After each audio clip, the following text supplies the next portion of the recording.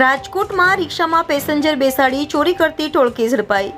પેસેન્જરનું ધ્યાન ન હોય તે રીતે વૃદ્ધના ખિસ્સામાંથી રોકડ દાગીના ચોરી લીધા।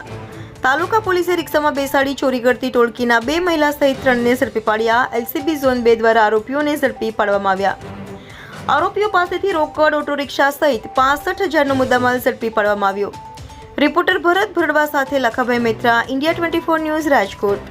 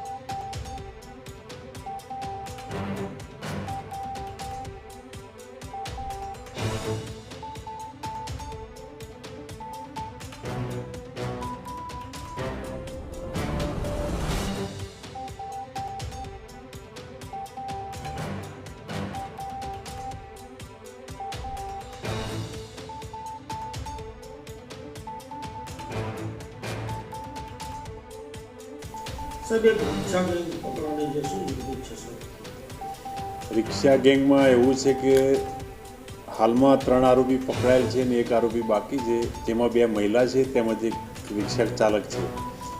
એ ત્રણેયના નામ છે ભાવેશ ગુગાભાઈ વાઘેલા, દેવી પૂજક, બેનાબેન રાહુલભાઈ દંતાણી તેમજ હિનાબેન ધર્મેશભાઈ જાદવ। આ 3 પકડાયેલ છે ને એક નટુભાઈ દિનેશભાઈ કુંવરિયા એ નાસ્તો ફરતો છે।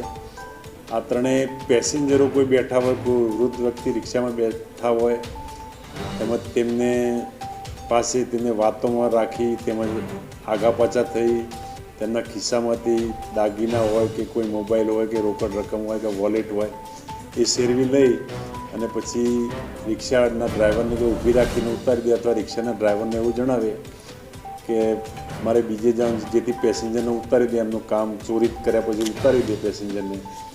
આ રીતની એમની ચોરી કરવાની એમો હતી। આ સમગ્ર રાજકોટ શહેર તેમજ ગોંડલ તેમજ રેલવે સ્ટેશન નજીક તમામ વિસ્તારના આવરી લેતા એમના અલગ અલગ જગ્યાએ ગુના નોંધાયેલ છે અને કોઈ પણ એમની જગ્યાએ ફિક્સ નહીં, તેમ છતાં રિંગ રોડ ઉપર વધારે, હરસોપુર રિંગ રોડને વધારે એમના ગુના દાખલ થયેલા છે।